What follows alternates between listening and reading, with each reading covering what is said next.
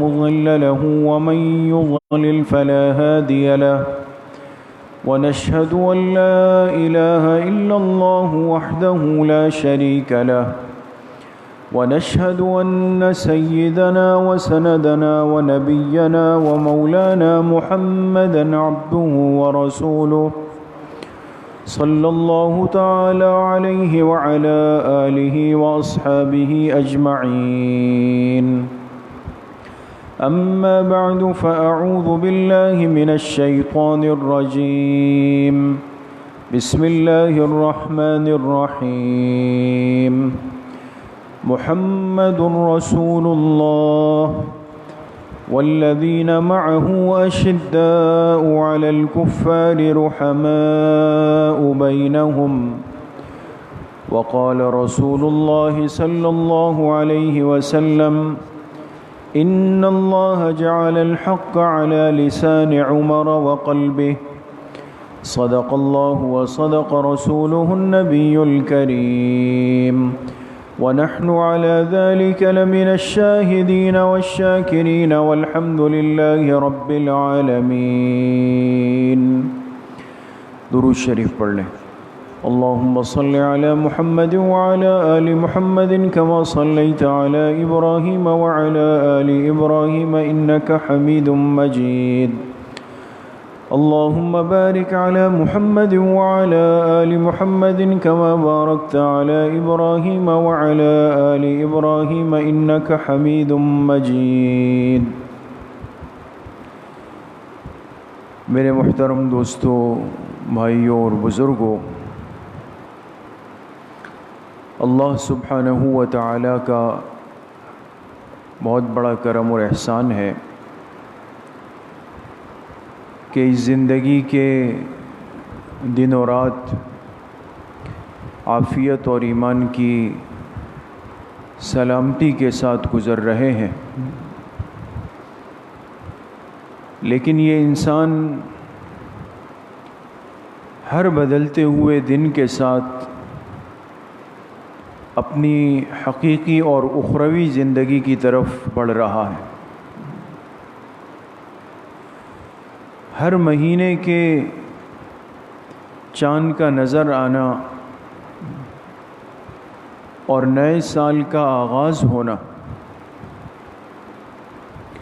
یہ اس بات کی طرف اشارہ ہوتا ہے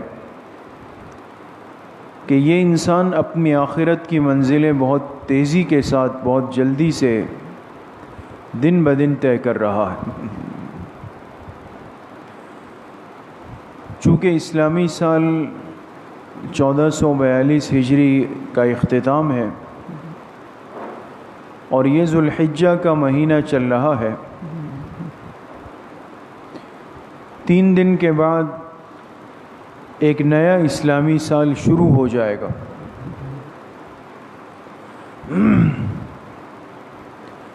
اور اسلامی سال کو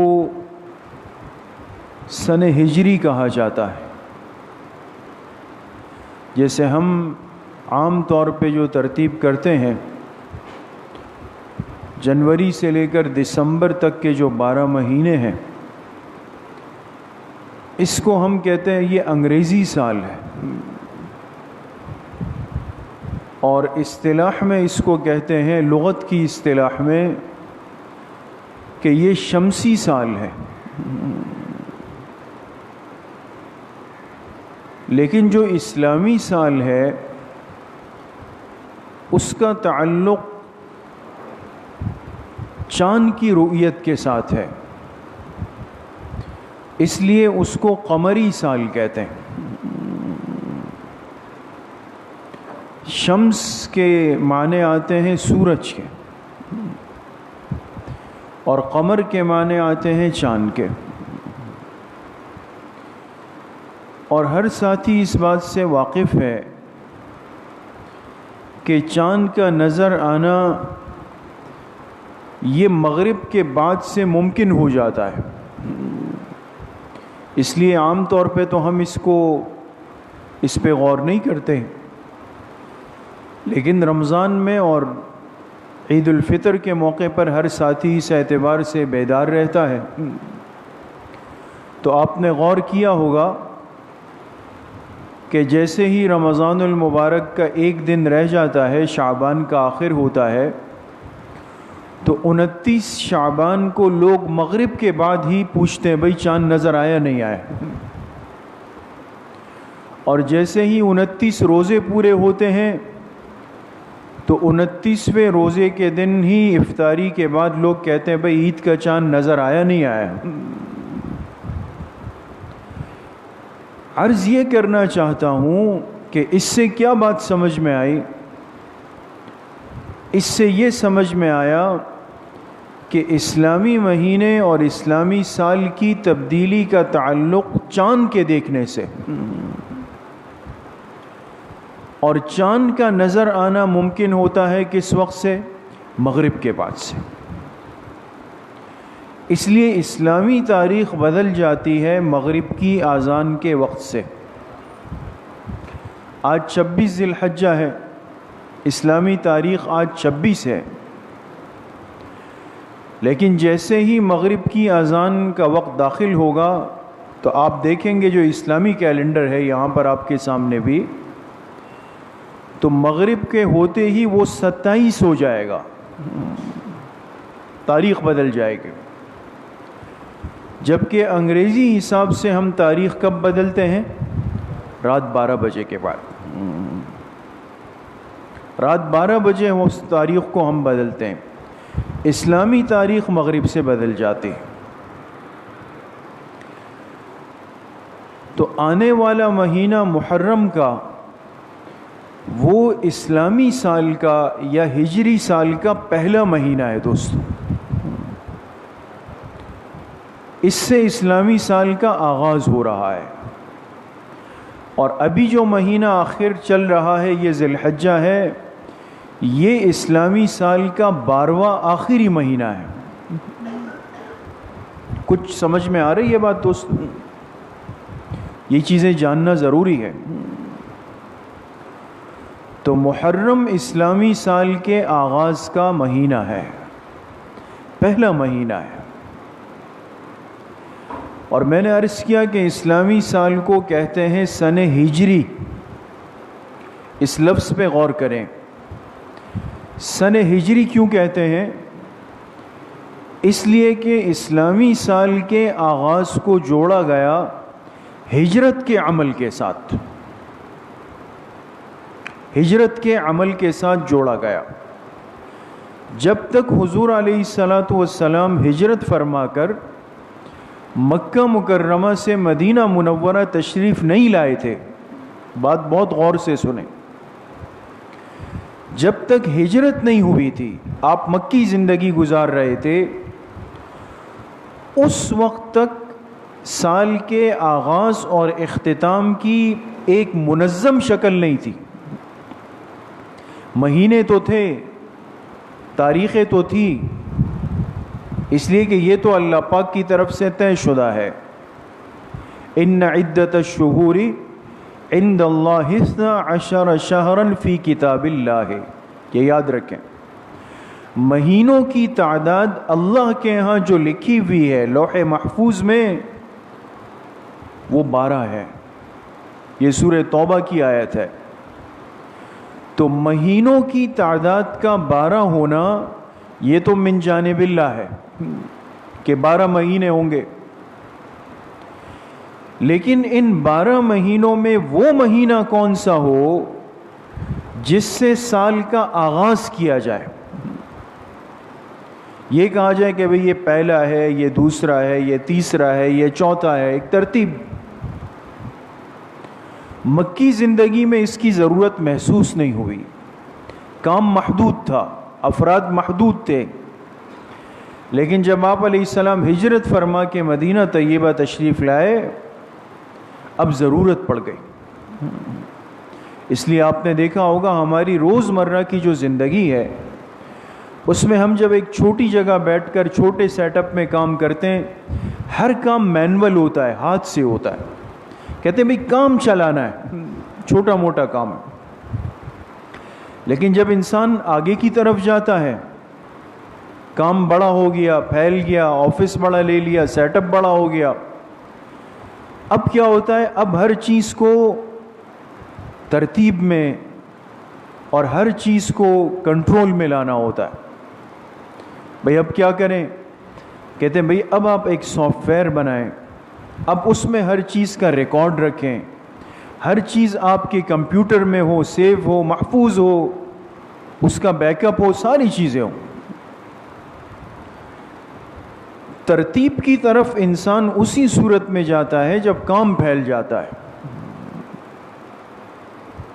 مدنی زندگی میں کام پھیلنا شروع ہوا ہے، اسلام کا عروج شروع ہوا ہے، اور آپ علیہ الصلاۃ والسلام نے پوری دنیا کے بادشاہوں کو خطوط لکھے، ان کو اسلام کی دعوت دی ہے. اب صحابہ دنیا کے کونے کونے میں جا رہے ہیں.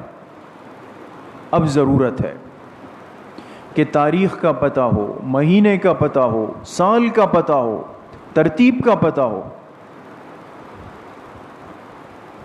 اب مشورہ ہوا کہ ان 12 مہینوں میں وہ کون سا مہینہ ہے جس سے ہم اپنے اسلامی سال کو شروع کریں، اور اس مہینے کو اسلامی سال کا پہلا مہینہ کہا جائے. اب یہ نکتے کی بات ہے دوستو، بہت سارے واقعات تھے، معاملات تھے جس کو بنیاد بنایا جا سکتا تھا. آپ نے دیکھا ہوگا ہم اپنی روزمرہ کی زندگی میں جب کام شروع کرتے ہیں تو لوگ کہتے ہیں بھئی فلاں دن فلاں تاریخ. کیوں کہتے بھئی یہ ہمارے والد صاحب کی وفات کا دن ہے، اس لیے یہ دن ہے بابرکت ہوگا، اس کو رکھ دیں. فلاں دن کیوں رکھے؟ بھئی یہ میرے بیٹے کی پیدائش کا دن ہے. یہ دن کیوں کہتے ہیں؟ یہ میری شادی کی تاریخ کا دن ہے. انسان ایک سوچ رکھتا ہے اور اپنے معاملات کے آغاز کو کسی نہ کسی سوچ سے، تاریخ سے، واقعے سے جوڑ دیتا ہے. اب اسلامی مہینہ کون سا مقرر کیا جائے جس سے سال کا آغاز ہو؟ کسی نے مشورہ دیا کہ جس ماہ مبارک میں آپ علیہ السلام دنیا میں تشریف لائے ہیں وہ مہینہ کون سا ہے؟ ربیع الاول کا ہے. تو چونکہ امت کے لیے تو خوشی کا سب سے بڑا مہینہ یہ ہے، اس سے کر دیا جائے.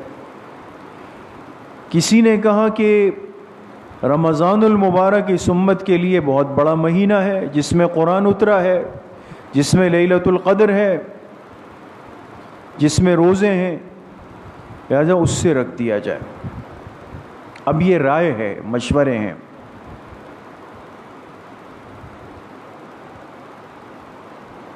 لیکن حضرت عمر رضی اللہ عنہ، اتفاق دیکھیں، آج ان کی نسبت سے ہی کچھ بات عرض کرنی تھی. حضرت عمر رضی اللہ عنہ وہ صحابی ہیں جنہوں نے آپ علیہ الصلاۃ والسلام کو مشورہ دیا کہ اسلامی سال کے آغاز کو اس مہینے سے جوڑا جائے جس سے قیامت تک آنے والی امت کے ذہن میں قربانی کا ایک جذبہ زندہ رہے. چونکہ یہ امت قربانی کے ساتھ چلی ہے اور چلے گی، ہمارے سامنے ہماری ایک تاریخ ہو پیچھے، لہذا سال شروع ہو تو ذہن میں یہ تصور ہو کہ یہ وہ مہینہ تھا کہ جس سے ہماری اسلام کی ایک بڑی تاریخ، ایک بڑا اہم موڑ وابستہ ہے. تو عرض کی حضرت عمر رضی اللہ عنہ نے کہ اللہ کے رسول صلی اللہ علیہ وسلم، واقعات تو یہ سارے ہیں، لیکن ایک موقع ایسا ہے اس زندگی کا کہ جس نے آپ کے لائے ہوئے دین کو عزت دی ہے، غلبہ دیا ہے، اور وہ ہجرت کا موقع ہے. جب تک ہم مکہ مکرمہ میں تھے، تکلیفوں میں تھے، آزمائشوں میں تھے، دبے ہوئے تھے، لیکن جب اللہ کے حکم سے ہجرت کی، اب دیکھیں ہجرت کے پیچھے بہت ساری باتیں. ہجرت کے پیچھے قربانیوں کی ایک طویل داستان ہے. یہ صرف نقل مکانی نہیں ہے کہ میرا گھر یہاں تھا اور اب روڈ پار چلا گیا ہے، یا یہاں تھا اور یہاں سے میں دوسرے شہر چلا گیا، کیا نہیں. ہجرت کے پیچھے خاندان کو چھوڑا گیا ہے، گھر بار چھوڑا گیا، کاروبار چھوڑا گیا، اپنے پیاروں کو چھوڑا گیا، اور سب سے بڑھ کر اللہ کے گھر کعبۃ اللہ کو چھوڑا گیا. یہ آسان قربانی تو نہیں تھی. یہ سب کچھ چھوڑا گیا، یہ قربانی دی گئی، نفس کے تقاضوں کو دبایا گیا، خون کیا گیا. لیکن مقصد کیا تھا کہ اس ہجرت کے نتیجے میں اللہ پاک دین اسلام کو عزت اور غلبہ دیں گے. تو فرمایا کہ چونکہ اسلام کو عزت ہجرت کی برکت سے ملی، اور جب ہجرت کا تصور امت کے ذہن میں زندہ رہے گا، یہ امت قربانی کے لیے تیار رہے گی. اس لیے میں نے شروع میں عرض کیا کہ اسلامی سال کو کیا کہتے ہیں؟ سن ہجری کہا جاتا ہے. یہ آج یہ الفاظ، یہ اصطلاحات ذہنوں سے کیوں مٹ گئی یعنی مٹا دی گئی. اسلام کی ہر اصطلاح اپنے اندر عزت کی ایک داستان رکھتی ہے. ایک مسلمان کو اگر پتہ ہو کہ میرا اسلامی سال ختم ہو رہا ہے، نیا اسلامی سال شروع ہو رہا ہے، اور اسلامی سال کو سن ہجری کہتے ہیں، اور سن ہجری کہنے کی وجہ یہ ہے کہ یہ وہ مہینہ ہے کہ جس میں آپ علیہ السلام اور صحابہ نے بہت بڑی قربانی دی، اپنا سب کچھ چھوڑ چھاڑ کر اللہ کے حکم سے مدینہ آئے. تب اسلام کو عزت ملی، اسلام کو غلبہ ملا، اسلام کو عروج ملا. ہجری کا لفظ ہی ذہن میں نہیں، ہجرت کا لفظ ہی ذہن میں نہیں دوستو، تو باقی باتیں کہاں سے آئیں گی؟ اس لیے آپ کو ہزاروں میں خال خال گنتی کے لوگ ملیں گے، گنتی کے گنے چنے لوگ جو اسلامی تاریخ کو بھی یاد رکھتے ہیں، اسلامی مہینے کو یاد رکھتے ہیں، اسلامی سن کو یاد رکھتے ہیں. ورنہ تو ہمارا تو ذہن ہی نہیں ہے کہ بھئی اگر کسی نے اسلامی تاریخ لکھ دی، کہتے نہیں بھئی سمجھ میں نہیں آ رہا. وہ چیز اتنی غالب ہو گئی، اس نے اپنی جڑ بنا لی.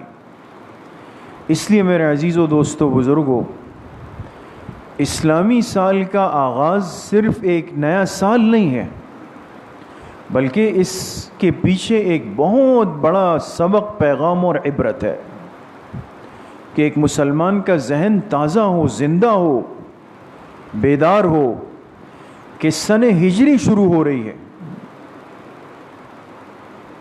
تو محرم کا مہینہ چونکہ ہجرت کا مہینہ تھا، اس سے اسلامی سال کا آغاز رکھا گیا. اور یہ وہ مہینہ ہے کہ جس کو قرآن کریم نے منہا اربعۃ حرم، 12 مہینوں میں 4 مہینے قابل احترام ہے، حرمت والے مہینے، احترام اور عزت والے مہینے ہیں. خاص طور پہ اللہ پاک کا دیا ہوا، اللہ کی پیدا کی ہوئی ہر دن ہر رات قابل احترام ہے دوستو. لیکن قرآن کو سمجھیں، ان 12 میں سے 4 کے بارے میں خاص طور پہ کہا کہ منہا اربعۃ حرم، ان میں سے 4 مہینے قابل احترام ہیں. 4 مہینے کون سے؟ ذوالقعدہ، ذوالحجہ، محرم. یہ 3 مہینے تو ایک ساتھ ہیں. ذوالقعدہ، ذوالحجہ جو ابھی چل رہا ہے، اور محرم جو شروع ہو جائے گا منگل کے دن سے یا بدھ کے دن سے. یہ 3 ہو گئے. اور چوتھا مہینہ آگے جا کے آتا ہے رجب کا، وہ الگ ہے ان 3 سے. یہ 4 مہینے سال کے 12 مہینوں میں وہ مہینے تھے کہ جن کا احترام آپ علیہ الصلاۃ والسلام کی بعثت سے بھی ہزاروں سال پہلے سے چلا ہوا آ رہا تھا۔ ہم جو پڑھتے سنتے ہیں نا کہ ایک زمانے جاہلیت گزری جس میں یہ خرابی یہ خرابی یہ خرابی، نہ کسی کی جان محفوظ، نہ مال محفوظ، نہ عزت محفوظ، نہ آبرو محفوظ، کوئی چیز محفوظ نہیں۔ لیکن اس بگڑے ہوئے ماحول اور معاشرے میں جب یہ ساری خرابیاں تھیں، اس زمانے جاہلیت کے لوگوں نے بھی اپنا ایک نظام بنایا تھا کہ ان 12 مہینوں میں جیسے ہی یہ مہینے شروع ہوں گے، یہ 4 مہینے، تو ہم اپنی تلواروں کو رکھ دیں گے، ہتھیار رکھ دیں گے، اپنی زبانوں کو کسی کے خلاف غلط استعمال سے روک دیں گے، کسی کا مال لوٹنا، ڈاکے ڈالنا، عزت خراب کرنا، کسی سے چیز چھیننا، چوریاں کرنا، یہ عام تھا۔ لیکن ان 4 مہینوں میں وہ کہتے تھے یہ منع ہے۔ آپ سمجھ رہے بات کو؟ اس جاہلیت کے دور میں بھی انہوں نے ان 4 مہینوں کا احترام کیا۔ ان 4 مہینوں میں یہ محرم کا مہینہ بھی شامل ہے دوست۔ قرآن کریم نے اسی زاویہ نگاہ کو لے کر کے منہا اربعۃ حرم فرمایا، ورنہ کوئی مسلمان یہ نہیں سوچے کہ 12 مہینوں میں 4 مہینے تو قابل احترام ہو گئے، باقی 8 مہینے جو چاہے کریں، نہیں۔ اس تصور کو اللہ نے سامنے رکھا کہ اے ایمان والو، تمہارے آنے سے پہلے ہی ان 4 مہینوں کو احترام حاصل تھا، اور تم تو ہر ایک کو عزت دینے والی امت ہو، تمہارے پاس ان 4 مہینوں کا احترام پہلوں سے بڑھ کر ہونا چاہیے۔ اس لیے محرم کا لفظ ہی نکلا حرمت سے ہے، حرام سے نہیں، حرمت سے۔ حرمت کہتے ہیں ایک دوسرے کی عزت اور تقدس کے خیال رکھنے کو۔ ہمارا تو ایک ذہن بنا ہوا ہے نا کہ محرم کا مطلب یہ ہے کہ واقعہ کربلا ہوا ہے، بس یہ تصور ڈائریکٹ ذہن میں آتا ہے، اس لیے کہ ماحول سے، معاشرے سے دیکھ دیکھ کر ہم سیکھ رہے ہیں۔ دین کو اپنے اصل ماخذ سے سیکھنے کی فکر نہیں ہے، آج ماحول سے دیکھ کر سیکھا جاتا ہے۔ تو ایسا لگتا ہے کہ جب محرم ہے تو اس کا تعلق تو واقعہ کربلا سے بس۔ اب میں نے عرض کیا کہ قرآن کہہ رہا ہے کہ یہ محرم کا مہینہ قابل احترام ہے، کب سے؟ حضور کی آمد سے بھی پہلے سے، آپ کی بعثت سے بھی پہلے سے اس مہینے کو اللہ پاک نے ایک احترام دیا، حرمت دی۔ تو ایک تو میرے عزیزو دوستو بزرگو، ہم اپنی اس کمزوری کا تھوڑا سا ازالہ کریں۔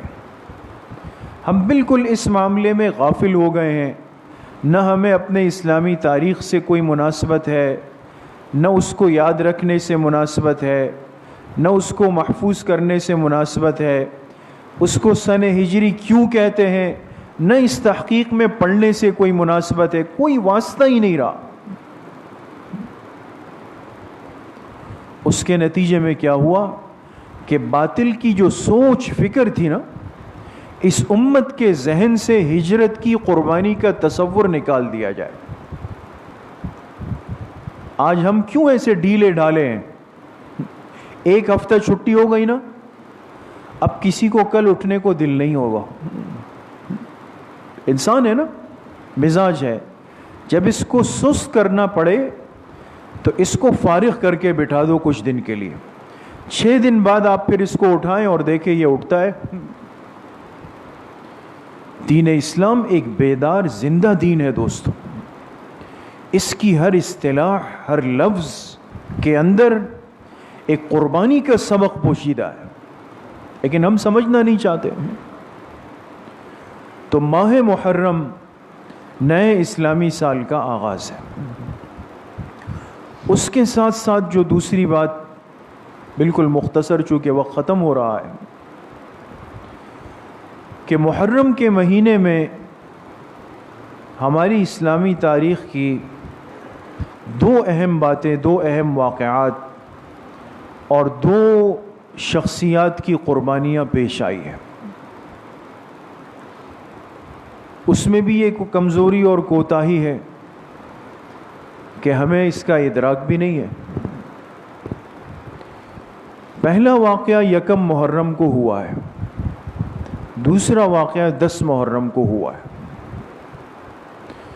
10 محرم کا جو واقعہ ہے، جس میں جناب نبی کریم صلی اللہ علیہ وسلم کے خاندان، آپ کے اہل خانہ، آپ کے آل بیت کو جس ظلم کے ساتھ اور بے دردی کے ساتھ کربلا میں شہید کیا گیا، اور اس پہ انشاءاللہ آئندہ بات کریں گے. لیکن وہ واقعہ کسی نہ کسی درجے میں اس سننے سنانے کے ماحول میں پھر بھی ذہنوں میں موجود ہے. اس لیے کہ جب محرم شروع ہوتا ہے ایک ماحول بن جاتا ہے، ایک کیفیت بدل جاتی ہے، کچھ خاص معمولات آپ کو اپنے ماحول معاشرت میں نظر آتے ہیں، تو وہ واقعہ تو یاد بھی ہوتا ہے، ذہنوں میں بھی ہے کہ بھئی ایک بہت بڑا ظلم ہوا ہے، اس میں شک نہیں. لیکن آج کا مسلمان اس بات سے غافل ہے، بے خبر ہے کہ اسی مہینے کے آغاز میں بھی ایک بہت بڑا ظلم ہوا ہے اور ایک بہت بڑی قربانی پیش کی گئی ہے، اور امت کو ناقابل تلافی نقصان ہوا ہے. اور وہ کون سے صحابی کی شہادت ہے؟ حضرت عمر ابن خطاب رضی اللہ تعالی عنہ کی. اس لیے بحیثیت مسلمان کے دونوں باتوں کو یاد رکھیں. اس مہینے کا جو پہلا عشرہ ہے، اس عشرے کی پہلی تاریخ بھی یوم شہادت ہے، اس عشرے کی 10ویں تاریخ بھی یوم شہادت ہے. جو 1 محرم ہے، یہ شہادت ہوئی کس کی؟ آپ علیہ الصلاۃ والسلام کے سسر کی ہوئی ہے. حضرت عمر ابن خطاب رضی اللہ عنہ حضور علیہ الصلاۃ والسلام کے سسر ہیں، اور آپ کی جن صاحبزادی کا نکاح حضور علیہ الصلاۃ والسلام سے ہوا، جو ازواج مطہرات میں شامل ہوئی، امہات المومنین بنی، ان کا نام کیا ہے؟ حضرت حفصہ رضی اللہ عنہ. حضرت عمر رضی اللہ عنہ کی صاحبزادی حضرت حفصہ کا نکاح حضور علیہ السلام سے. تو حضور علیہ الصلاۃ والسلام کے سسر ہونے کی عالی نسبت اللہ نے آپ کو دی. اور یہی حضرت عمر رضی اللہ عنہ یہ داماد ہے خلیفہ چہارم حضرت علی المرتضی رضی اللہ تعالی عنہ کے. یہ رشتے انسان اس وقت کرتا ہے دوستو جب محبت ہوتی ہے. آج تک کسی نے اس کو داماد بنایا جس سے دشمنی ہو، جس سے اختلاف ہو، جس سے دل میں نعوذ باللہ کدورت ہو؟ تو پہلے بارہا عرض کیا کہ آج کی اس اتنی کمزور اعمال کی دنیا میں بھی انسان جب بچی کا رشتہ دیتا ہے تو 1000 باتوں میں اطمینان حاصل کرتا ہے. وہ پاکیزہ دور ہے، حضور کے بنے ہوئے لوگ ہیں. انہوں نے جب ایک دوسروں کو اپنی بچیاں دی ہے تو نعوذ باللہ کوئی تصور کر سکتا ہے کہ یہ ناراضگی میں دی ہے، بغض میں دی ہے؟ حضرت علی کرم اللہ وجہہ کی صاحبزادی ہے جن کا نام ہے حضرت ام کلثوم رضی اللہ عنہ. حضرت ام کلثوم رضی اللہ عنہ، ان کا نکاح ہوا حضرت عمر رضی اللہ عنہ سے.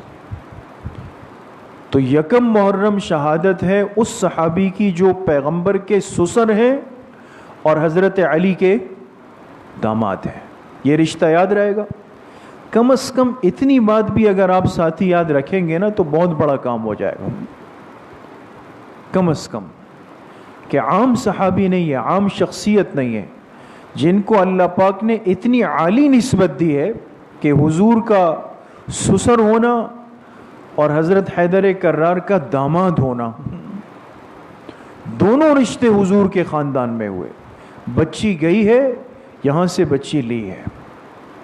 تو یکم محرم حضرت عمر ابن خطاب رضی اللہ عنہ کی شہادت کا دن ہے، اور یہ ہماری تاریخ اسلام کی وہ ہستیاں ہیں، وہ محسنین ہیں کہ جن کی لازوال قربانیوں کی برکت سے آج دین اپنی اصلی شکل کے اندر زندہ ہے. اللہ پاک مجھے بھی آپ سب کو صحیح عمل کی توفیق نصیب فرمائے. الحمدللہ رب العالمین والصلاة والسلام علی سید الانبیاء والمرسلین سیدنا و مولانا محمد وآلہ واصحابہ اجمعین. یا اللہ یا رحم الراحمین، ہمارے صغیرہ کبیرہ ظاہراً باطناً ہر طرح کے گناہوں کو معاف فرما دے. یا اللہ پوری امت کے گناہوں کو معاف فرما دے، اپنی رضا والی زندگی نصیب فرما دے. حضور علیہ الصلاۃ والسلام کی صحیح اور سچی محبت نصیب فرما دے. پوری زندگی اتباع سنت میں گزارنے کی توفیق نصیب فرما دے. صحابہ اکرام اور اہل بیت عظام کی محبت، عظمت، احترام پوری امت کے دلوں میں یا اللہ راسخ فرما دے. جتنے بیمار گھروں میں ہے، اسپتالوں میں ہے، سب کو شفاء کامل عاجل نصیب فرما دے. جتنے مرحومین مرحومات دنیا سے جا چکے ہیں، سب کی مغفرت فرما دے. ہم سب کا خاتمہ بالایمان و بالخیر نصیب فرما دے. ہماری دعاؤں کو اپنے فضل و کرم سے، فضل و رحمت سے اپنی بارگاہ میں قبول و منظور فرما دے. صلی اللہ وسلم علی نبینا محمد وآلہ وصحبہ اجمعین.